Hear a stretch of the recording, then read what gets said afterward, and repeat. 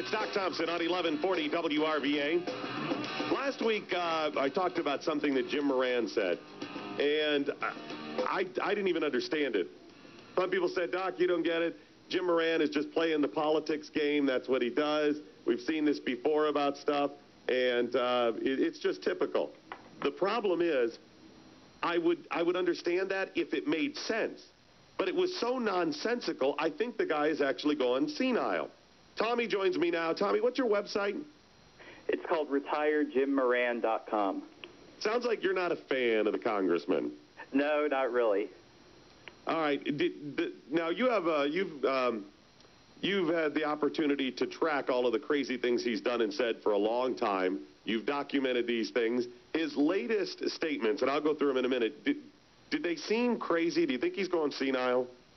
I think this is the way he's always been. He's been making ridiculous statements like this for over 20 years. I mean, on our website, we have a section called Moran's Greatest Hits, and I just have about probably a dozen dumb things he said. Before he called Bob McDonnell, he said Bob McDonnell was part of the Taliban ticket. He just said, and he accused Jews of causing the Iraq war. It's just stupid stuff that doesn't make any sense.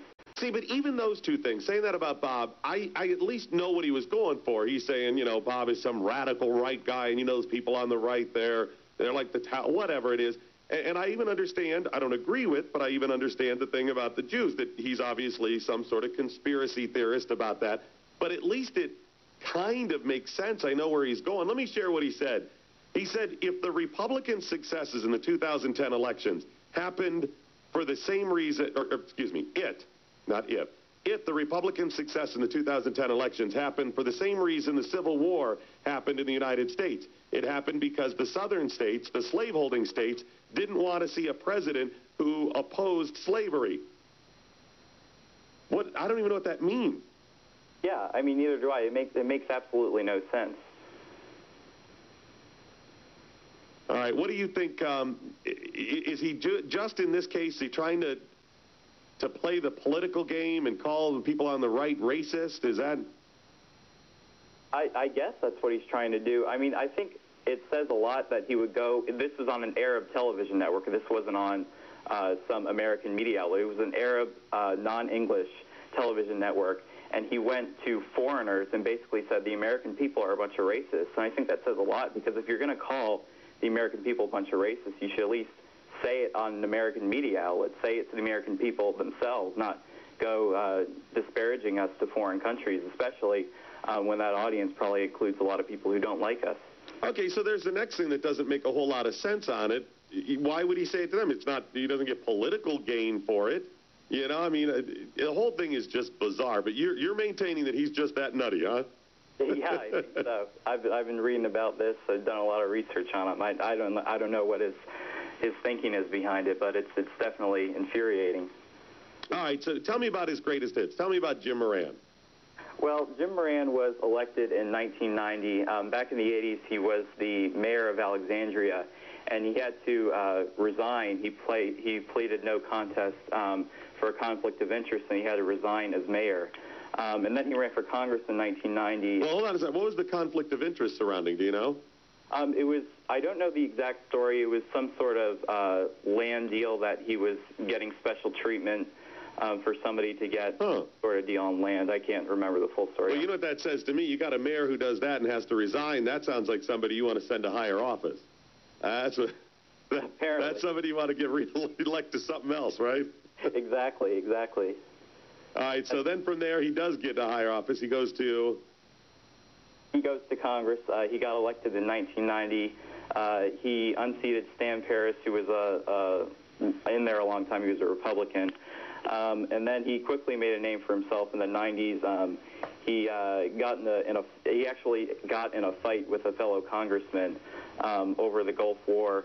He asked the other congressman to step outside, and it said they had to take about a dozen police officers just to separate the two. He threatened to break the nose of another congressman in the 1990s, and then he attracted a lot of national controversy. Back in 2003, he was holding a town hall meeting, and he basically said that the Jewish Israeli community has strongly supported the Iraq War, and if it weren't for that community, if it weren't for their support, we would not be going into Iraq. So we basically blame the Iraq War on Jews. All right, so let me recap where we are so far. So the first thing is questionable circumstances, maybe even corruption, but certainly a conflict of interest when he was mayor. He gets in a fight. I mean, a violent person gets in a fight over the Gulf War, not the Iraq War. Who had a problem with the Gulf War? Everybody was around the country, around the world. All right. Then he gets in another, argument to the point that it could have been a physical confrontation. And then he plays the race/religious intolerance card against Jews. He's an anti-Semite. Boy, that's not shaping up too good for him. Yeah. There's a lot more. All right. Go ahead. No, go ahead. Fill us in. Yeah. He was also in 2000. Pope John Paul II reaffirmed the Catholic Church's teaching on homosexuality, and Jim Moran went on the House floor and basically disparaged the Catholic Church, said the Catholic Church was a bunch of hypocrites.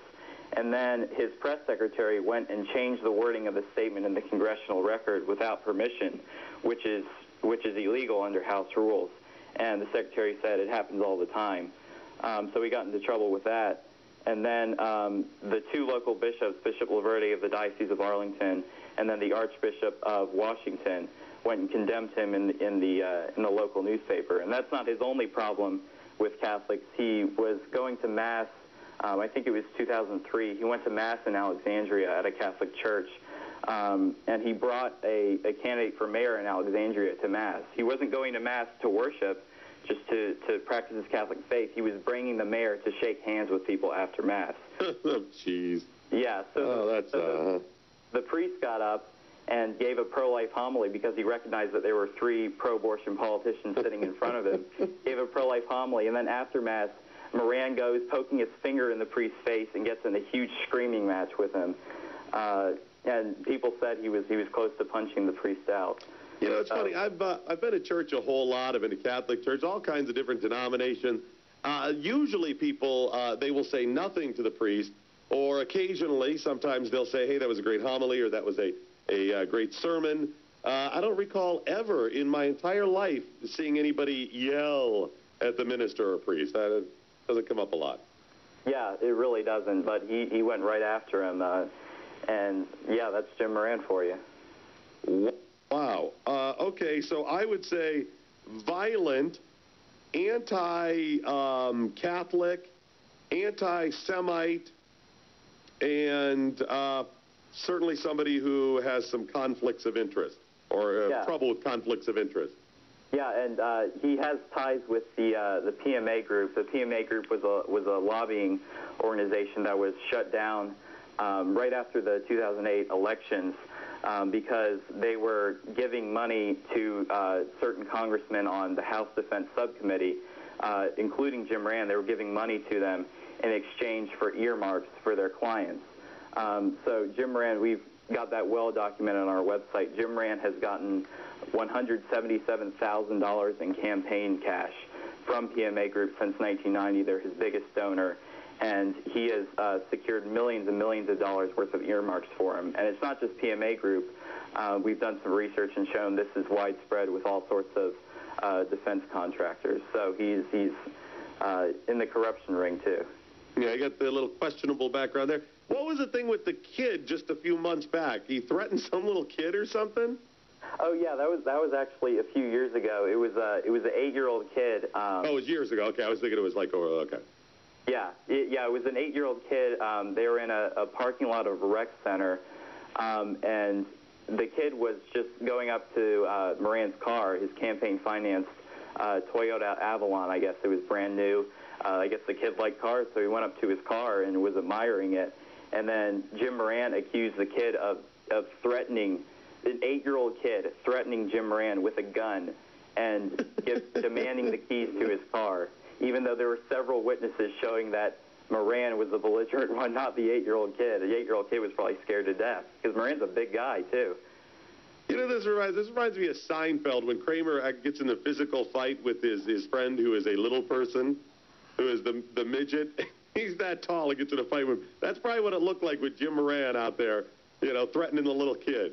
Unbelievable. And then to lie about it. And let's face it, he knows. He knows the truth. He may lie to get his butt out of the frying pan, but he knows that he accused a little kid of trying to hold him up with a gun. Unbelievable. Oh, I know. It's ridiculous. Then he went in the newspaper saying, "Oh, I just wanted to hug him. I wish I could adopt a child like that." That's that quote. I'm sure the little kid wishes you could adopt him, too. Yeah, that'd be real good. Exactly. All right, so how long has your site been up, retiredjimmoran.com? We launched it April of last year. All right. I hope this is something you're going to continue. Oh, yeah, definitely. Definitely. I mean, this is now your task. You realize that, Tommy, that it is your task to see that Jim Moran does not get reelected in 2 years. Exactly. It's all on your shoulders. Exactly. All right, well, thanks for sharing the information. I'll have you, as he, I'm sure, will do and say some more nutty things in the future, I'll have you back to give us the clue because you're definitely very knowledgeable about the nutty Jim Moran. Yes, thank you very much. I appreciate it. Thanks so much. Appreciate it. I'll put a link up there, too, to retirejimmoran.com. Unbelievable. This guy is a congressman, the honorable, a member. Savannah Vaughn is in the Saxon Shoes All-Day Traffic Center, brought to you by Dr. Care. Still no major problems to report.